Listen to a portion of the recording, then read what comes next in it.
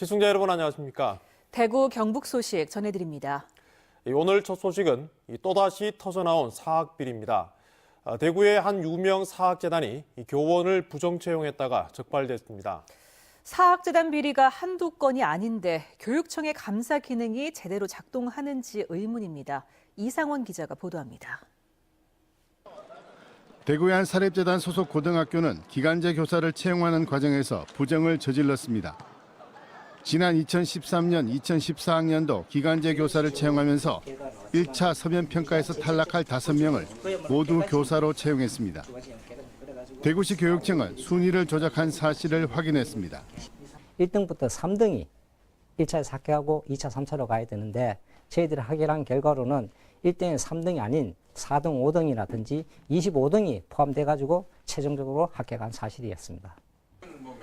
심지어 서류평가에서 25등한 사람을 최종 합격자로 뽑기도 했습니다. 같은 재단 소속 중학교는 이사장의 아들을 지도했던 코치를 체육기간제 교사로 부정 채용한 의혹이 있습니다. 대구교육청은 교원 부정 채용 과정에서 금품이 제공됐을 가능성 여부를 확인하기 위해 경찰에 수사를 의뢰하기로 했습니다. 지난해 연말에도 대구의 다른 사학재단이 교사를 무더기로 부정 채용한 사실이 적발되는 등 사학재단의 교원 부정 채용은 끊이질 않고 있습니다. 교육청이 감사 기능을 좀 더 강화시켜서 형사적 문제가 있을 법한 상황에 있어서는 적극적으로 사법적 조치를 취해야 되는데 그걸 하지 않는다는 게 이런 문제를 갖다가 계속 반복시키는 가장 큰 이유가 될 것 같습니다.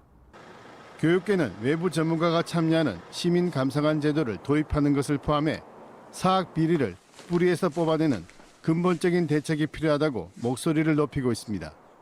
MBC 뉴스 이상원입니다. 예천군의회 해외연수 추태 파문 이후 지방의원들의 연수 취소가 잇따르고 있습니다. 대구기초의회를 대표하는 의장들은 어떤 생각을 하는지 한 명 한 명 직접 들어봤습니다. 박재형 기자입니다. 대구 달성군의회는 다음 달 11일부터 8일간 예정했던 베트남 해외 연수를 가지 않기로 했습니다. 원래 목적대로 부합되는 그런 여행을 하는 게 안 맞겠나 이래가지고 일단은 안 가는 게 맞겠다.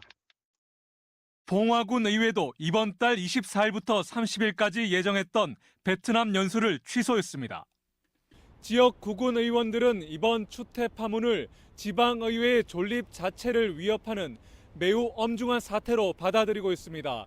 해외 연수라는 말 자체를 꺼낼 엄두조차 내지 못하고 있습니다. 전반기에는 이런 어수선한 분위기에서 논할 논제가 아닌 것 같은데 아직 꺼낼 단계도 아니고 그렇습니다. 자중해야 될 시점이기 때문에. 자칫 성난 민심이 어디로 튈지도 우려하고 있습니다. 계획은 다 해놓지요. 전부 다 1년 계획으로 쭉 짜놓고. 분위기 자체로 이래가지고는 갔다가 돌미 가지고 머리 다 부사지지. 연초에 계획했던 해외 연수는 줄줄이 보류, 백지화, 취소 수순을 밟고 있습니다. 연초에는 이제 계획을 사실 했었는데 현재 분위기 자체가 이런데 그 주민들이 사실 곱게 보겠습니까, 그죠? 그래서 현재는 잠정적으로 취소를 해놨습니다. 이 시끄럽고 이거 한 데다가 무슨 정신교육이 안 된 상태에서 어디 가나 싶어하고 해외 연수교육 계획 전부 다 백지하라고 하면서 내가 전부 지시해 놨습니다.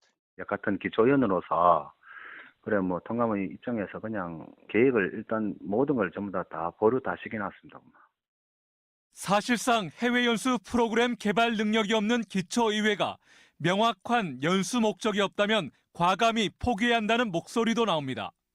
확실하게 목적에 맞게 계획을 짜고 갔다 와서 기사들을 불러서 브리핑도 할 수 있을 정도로 되었을 때 가겠다라는 얘기는 했습니다.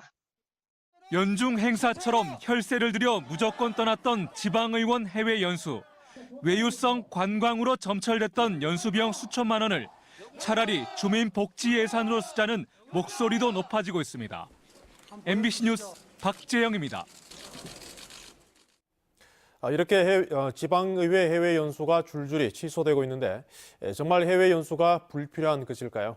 지방의원들은 해외에서 배울 게 있지만 지금 같은 방식은 분명히 문제가 있다며 계획에서부터 결과 보고까지 철저한 공개가 필요하다고 입을 모았습니다. 양관희 기자입니다.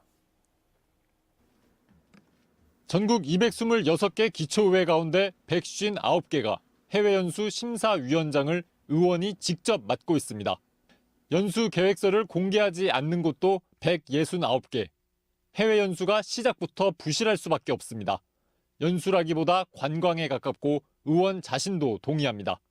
지방 의원들하고의 토론회, 간담회 이 정도만 이루어져도 충분히 저는 인정을 하겠지만 그런 부분이 아니고 그냥 가서 한번 돌아보고 뭐 투어식으로 이렇게 되다 보니까 깊이가 없어지는 거죠. 꼭 필요한 장소에 가서 내가 누구를 만나고 어떤 일을 하고 그리고 그것으로 인한 효과가 어떨 건지 충분히 예상을 하고 준비를 한 다음에 연구를 하러 가지 않습니까? 의원도 그런 방식으로 해야지. 제대로 된 연수를 위해서 사전 준비에서부터 결과 보고까지 의원들이 직접 하는 제도 개선이 우선 필요합니다. 주민들로 구성된 그 심사위원회 조례 개정을 통해서 그리고 이제 해외 연수 가기 전에 사전 계획서를 보고한다든지 또 다녀와서 또 공개한다든지 그런 부분을 제도라고는 할 수 있겠습니다. 우리 의회 사무실에서 정말 이렇게 대신 이렇게 작성하는 경우가 많거든요. 그 본인이 직접 그 실제 결과 보고서를 쓴다고 생각하면 그 일정에 충실할 수밖에 없고. 관광으로 전락해버린 지방의회 해외 연수 문제점이 고스란히 드러난 이상 의원 스스로 조례와 제도를 바꾸고 손질하는 노력과 실천을 피하기 어렵게 됐습니다. MBC 뉴스 양관입니다. 경상북도가 오늘부터 25일까지 예천군에 대한 종합감사를 실시합니다. 경상북도는 보조금 감사팀 등 4개 팀 18명으로 구성된 감사반을 예천군에 보냈습니다. 최근 예천군의회 연수단 파문과 관련해 의회 사무과의 공무국외협의 집행 내역도 살펴볼 것으로 전해졌습니다. 자유한국당이 교체 대상 당협위원장 임명을 마무리했습니다. 새 인물을 기대했습니다만 옛 얼굴이 다시 돌아오는 등 당 안팎에서 논란이 일면서 갈등의 불씨가 여전해 보입니다. 조지한 기자가 보도합니다. 당협위원장 교체 대상이 된 대구 경북 8곳 가운데 수성구 갑에는 정순천 전 시의원, 동구 을에는 김규환 비례대표 국회의원이 임명됐습니다. 경북 경산의 윤두현 전 청와대 국정홍보수석, 고령 성주 7곡의 김항권 전 성주 군수입니다.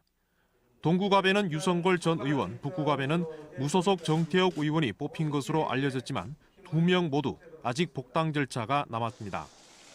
중앙당 심사 대상이었지만 이번에는 대구시당의 당원 자격 심사를 떠넘겼습니다. 정태욱 의원은 지방선거 때 이부망천 발언에 따른 인천 지역 부담을 감수해야 하고 유성걸 전 의원은 바른미래당을 거친 복당 신청으로 당 안에서도 고민이 깊습니다. 다른 정당에 갔다가 가서 당선되는 경우라든지 출마의 경력이 있던 사람에 대해서는 우리가 일방 불허했거든요. 이 사람들로 인해서 우리가 선거하는데 우리 당이 힘들었고. 당협위원장 교체 대상인 중남구와 북구을은 적격자를 찾지 못했다며 공석으로 남겨 신청자들이 반발하고 있습니다. 심사하는 그 과정이나 심사 끝나고 난 뒤에 언급하는 내용 보고 난 다음에는 심사위원부터 먼저 공개 오디션을 뽑아놓고. 자유한국당이 총선 공천 지름길인 당협위원장 임명을 대부분 마무리했지만 교체 대상 지역으로 지목되고도 새 인물을 임명하지 못하는가 하면 복당 여부도 결론 내지 못하는 등 갈등의 불씨를 키우고 있습니다. MBC 뉴스 조지한입니다. 권영진 대구시장과 이철우 경북도지사가 오늘 하루 교환 근무하고 대구공항 통합이전 후보지도 함께 돌아봤습니다. 권 시장은 오늘 경북도청으로, 이 지사는 대구시청으로 출근해 업무와 상생과제 추진 상황을 보고받았습니다. 오후에는 대구공항 통합이전 후보지인 군위 우보와 의성 비안, 군위 소보 2곳을 차례로 방문했습니다. 저녁에는 구미에서 열리는 시도상생 신년음악회에 함께 참석했습니다. 구미시는 오늘 시청 상황실에서 SK 하이닉스 구미 유치 전략회의를 열고 경상북도와 구미시, 대구시 상생 협력을 위한 공동 유치 전략을 세우기로 했습니다. 구미시는 SK 하이닉스 유치를 위해 5공단 300만 제곱미터터를 비롯해 산업 전력 시설과 고순도 용수 시스템과 같은 인센티브를 공급하는 전략을 세워놓고 있습니다. 유치를 위해 관계기관을 중심으로 SK 하이닉스 유치위원회를 구성하는 한편 시민 서명 운동도 펼치고 있습니다. 임금 체불이 전년보다 많이 늘었습니다. 대구 고용노동청은 지난해 12월 말 기준 대구와 경북 체불 금액이 1,386억 원으로 전년보다 20% 늘었다고 밝혔습니다.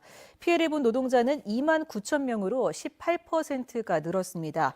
업종별로는 제조업에서 체불임금 679억여 원이 발생해 전년 대비 31% 늘었고 건설업은 187억 원으로 50%가 증가했습니다. 대구 평화의 소녀상이 낙서로 훼손된 사건과 관련해 경찰이 용의자를 확인하고 신병 확보에 주력하고 있습니다. 대구 중부경찰서는 2.18운동 기념공원 앞 평화의 소녀상 주변 CCTV를 분석한 결과 지난 12일 오후에 소녀상에 낙서를 한 용의자는 60대 이상 노인으로 추정한다고 밝혔습니다. 다음은 희망 2019 나눔 캠페인에 성금을 보내주신 분들입니다. 영진토목의 이영암 대표가 1,000만 원, 가천산업사 신용근 대표, 성주군 선남면 모아 송재동 대표, 용암면 중거리 장자고래 청년회, 대가면 옥화리 박기아 씨가 각각 100만 원을 보내주셨습니다. 모두 고맙습니다.